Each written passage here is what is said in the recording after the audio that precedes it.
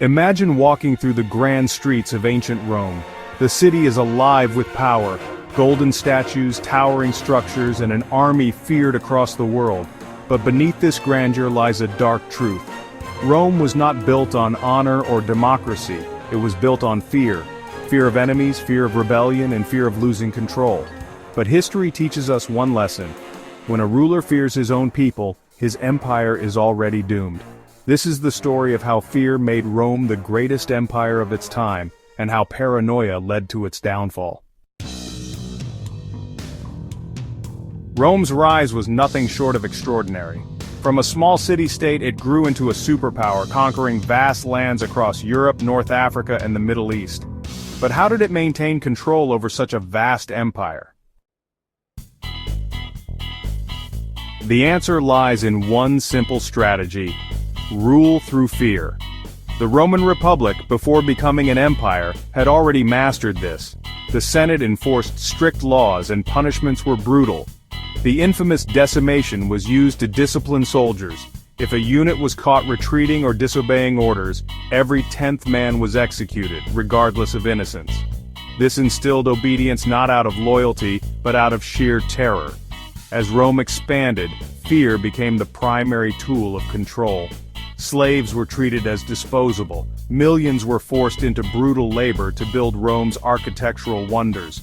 Rebellions were crushed with merciless brutality. When Spartacus led a slave uprising, over 6,000 rebels were crucified along the Appian Way, their bodies left to rot as a warning to others. Yet the fear Rome imposed on others soon crept into its own foundations. One of the clearest examples of Rome's paranoia came with Emperor Nero. Nero came to power in 54 AD, ruling with an iron grip. In the beginning, he was loved by the people. He funded lavish entertainment, expanded Rome's territories, and presented himself as a leader of culture and progress. But deep down, Nero feared one thing above all: losing power. His paranoia turned deadly. He executed his mother Agrippina, fearing she might plot against him. He ordered the deaths of senators, generals, and even his closest allies under the mere suspicion of betrayal. The Roman elite lived in constant fear. One wrong move, one wrong whisper, and they could disappear overnight. Then came the Great Fire of Rome in 64 AD. The city burned for days, and as rumors spread that Nero himself had ordered the fire, he needed a scapegoat. He blamed the Christians, a small but growing religious group. What followed was one of the most brutal persecutions in history. Men, women, and children were burned alive, torn apart by wild animals, or crucified in public displays. But no empire can survive when its own ruler fears his people more than his enemies. As the centuries passed, Rome's fear-based rule turned against itself. Emperors became increasingly paranoid.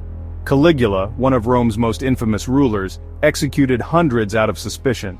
Commodus, fearing assassination, ruled with extreme cruelty, yet was ironically killed by his own inner circle. This paranoia led to instability. By the 3rd century AD, Rome had over 26 emperors in just 50 years, most of them murdered or overthrown. Civil wars drained the empire, and the people who once feared their rulers now despised them. When the barbarian invasions finally came, Rome was too weak, too divided to resist.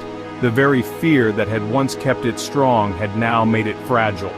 In 476 AD, the Western Roman Empire collapsed, not because of a mighty enemy, but because of the paranoia that had rotted it from within. History shows us that fear can build empires, but it can never sustain them. The greatest leaders are not those who rule by terror, but those who earn the loyalty of their people. Rome's decline teaches us an important lesson. When power is built on oppression, its downfall is inevitable. Today, many governments and regimes still use fear to control people. But the question remains: will we repeat Rome's mistakes, or will we finally learn that true power lies not in fear, but in justice and human rights?